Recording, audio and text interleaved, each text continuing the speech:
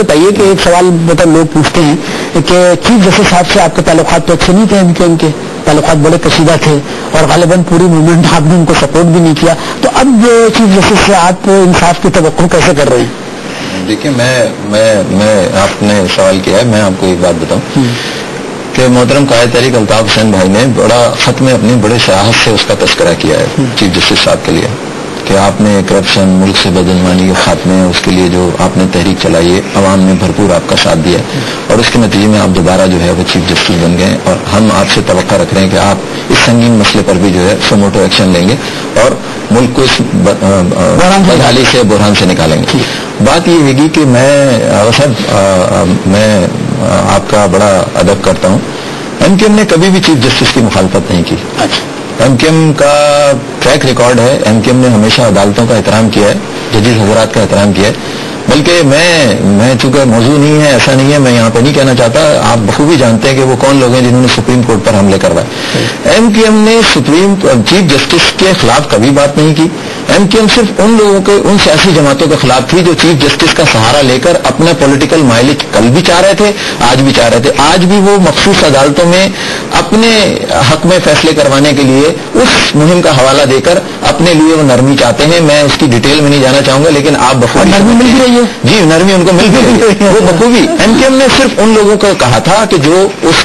کی آڑ لے کے، اس کا سہارا لے کے، وہ ناکام لوگ جو سہارا لے کے چیف جسٹس کو استعمال کرنا چاہتے تھے، اور انہوں نے دیکھیں کیا بھی۔ اب بہت تھوڑے سے لوگ تھے اور چیف جسٹس کے ساتھ ہمیشہ سیاسی پارٹیوں کے جھنڈے نظر آئے اور انہوں نے بڑی کوشش کی۔ اب چونکہ اللہ کا کرم ہے، تمام ملک نے جو ہے، تمام قوم نے جو ہے وہ اس کے اوپر کام کیا اور آج وہ اپنی جگہ پر آ گئے ہیں اور جس طرح سے وہ کام کر رہے ہیں، چیزوں کو چلا رہے ہیں۔ دیکھیں میں پھر ایک دفعہ پھر کہوں گا، محترم قائد تحریک الطاف حسین نے یہ خط لکھا ہے، اس خط کو لکھنے کا بنیادی مقصد یہ کہ انہوں نے ملک کے پورے حالات کا احاطہ کیا ہے اور زندگی کے ہر شعبے کی طرف انہوں نے توجہ دلائی ہے۔ میں نے کہا معاشی ناہمواری اور معاشرے میں جو انصاف ہے نا وہ ہونا چاہیے، سب کو صوبوں کو یکساں حقوق ملنے چاہیے۔ ایک عام آدمی اگر پولیس اور تھانے تک جائے اور عدالت تک جائے تو اس کو جو ہے اس کو دادرسی ملنی چاہیے۔ اگر ایک عام آدمی کوئی بینک سے قرضہ، دیکھیں ہم بینک کے قرضے کی بات کرتے ہیں تو ایسا لگتا ہے کہ جیسے کہ قرضہ ہی نہیں ملنا چاہیے۔ دیکھو قرضہ لینا کوئی بری بات نہیں ہے، قرضہ لینا بالکل ٹھیک ہے، لیکن اس کا طریقہ،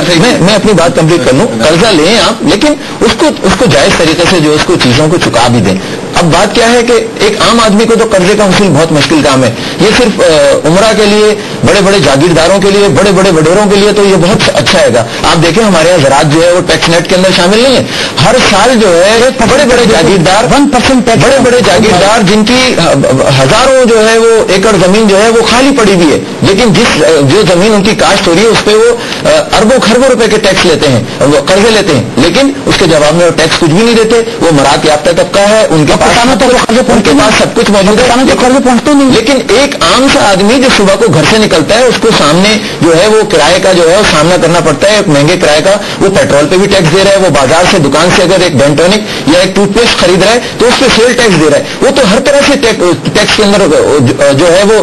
دھنا ہوا ہے۔ لیکن جو بڑے لوگ ہیں ان کے لیے تو کچھ نہیں، لائٹ جا رہی ہے، ایک غریب آدمی ساری رات پنکھا چل رہا ہے، بچے پڑھ نہیں پا رہے ہیں، صبح کو وہ جھنجلایا ہوا جو ہے وہ دفتر جا رہا ہے، لیکن ایک بڑا آدمی تو جنریٹر کے اندر سو رہا ہے، اس کا کوئی مسئلہ نہیں، لڑ بھی رہا ہے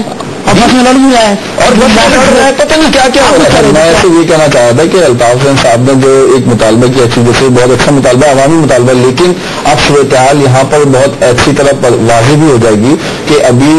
چیف جسٹس صاحب نے سو موٹو ایکشن لیتے ہوئے تیل کے اوپر، پیٹرول کے اوپر قیمتیں کم کرا دی، ایک ٹیکس لگ رہا تھا کاربن ٹیکس انہوں نے رکوا دیا، قیمتیں 52 روپے فی لیٹر کے اوپر آگے جو 62 روپے بجانے والی تھی۔ یہ چیف جسٹس نے سو موٹو ایکشن لیا، جو عوام کی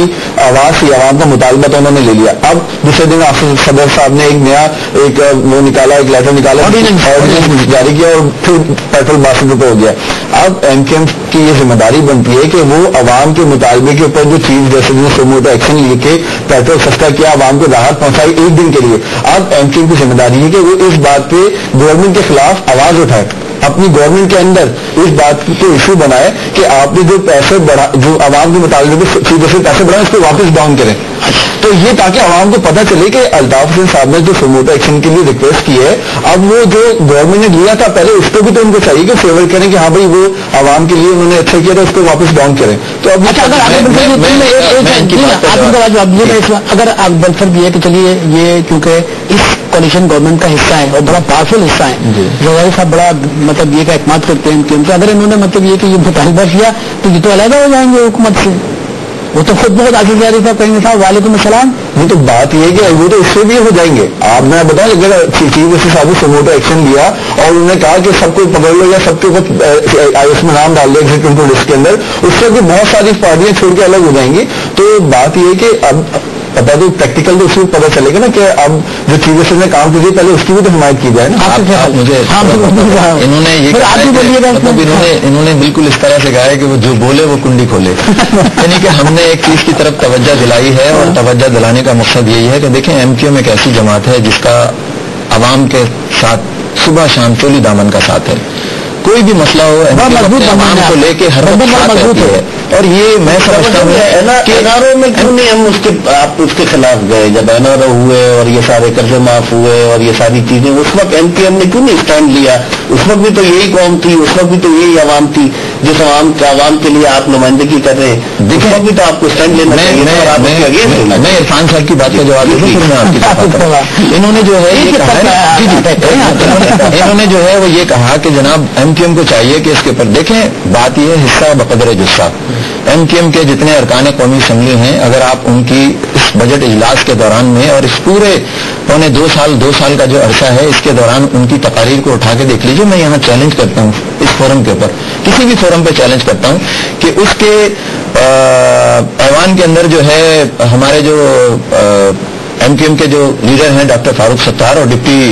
लीडर हैं हैदर अब्बास रिजवी और हमारे जितने भी अरकान कौमी असम्बली उन्होंने सबने अपनी बजट तकारीर के अंदर या उनको जब जब किसी भी मौजू पर असम्बली के अंदर इजलास हुआ और उन्होंने जो भी मौजू रहा है उसके ऊपर उन्होंने अपने तहफ़्फ़ुज़ात पेश किए। और ये जो आए दिन आपने देखा होगा कि मुलाकातें होती रहती हैं और मसाइल पर गुफ्तगू होती रहती है, तो इन मुलाकातों का मकसद ही यही होता है कि देखिए बात यह है कि मुल्क में एक इलेक्शन हुए, इलेक्शन के दौरान में सब ने अपने अपने नुमाइंदों को चुना, उस नुमाइंदों को चुनने के बाद एक हुकूमत वजूद में आई, उसके अंदर कोलिशन पार्टनर है। बात यह है कि जिसके पास अक्सरियत है सबसे बड़ी जिम्मेदारी उसकी बनती है कि उनका मैनिफेस्टो क्या है, आया वो अपने मैनिफेस्टो पे। हम तो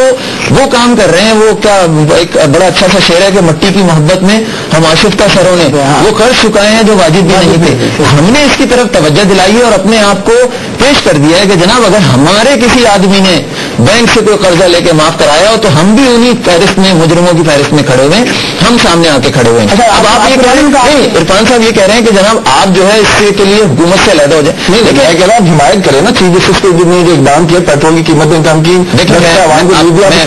मैं आपको एक बात बताता हूँ, बात यह है कि जब ये सारा सिलसिला चल रहा था आपने अभी इससे पहले कहा कि जी चीजों के ऊपर मुख्तलिफ चीजों पर, बिजली पर, गैस पर, पेट्रोल के ऊपर चीजें बनी। बात यह है कि ये जो 120 अरब रुपए जो के लिए जो बराह रास्त जो टैक्स लगाया गया है, कार्बन टैक्स लगाया गया है, मैं यहाँ पर मैं तो यही कहूंगा कि देखें बात यह है कि हुकूमत जब बनती है ना, अब आप इरफान साहब आप यहाँ पे बैठे हैं, मिसाल के तौर पे आप हुकूमत के अंदर आ जाएं और आप हुकूमत में आने के बाद आपके पास ये हो कि जनाब इस मुल्क का जो है माशी निज़ाम उसको दुरुस्त किया जाए, उसको संवारा जाए, उसके लिए तरीकाकार वजह किया जाए, तो आप मुझे बताएं आपकी भी मजबूरी होगी कि आप उसको करें। बात सिर्फ इतनी सी है कि इंसानी हमदर्दी की बुनियादों पर चीजों को देखा जाना चाहिए। अगर ये 120 अरब रुपए या 122 अरब रुपए मुल्क को कौम के लिए, मतलब कौन से ही मुल्क है ना, कौम नहीं होगा, कौम नहीं होगी तो मुल्क कहाँ होगा। अगर मुल्क को कौम के लिए 120 अरब रुपए बहुत ज्यादा जरूरी है तो जो लोग हैं वो आए, आकर बताएं कि जनाब ये चीजें हैं, इसकी वजह से तो कौम ये कड़वा घूट पी लेगी। लेकिन अगर नहीं है तो बहुत सारी चीजें जो है जनाब अदालतें भी फैसले करती हैं, बहुत सारी चीजें संसद के अंदर भी पास होती है, लेकिन अवाम के लिए जो है वो वापस भी हो जाती है।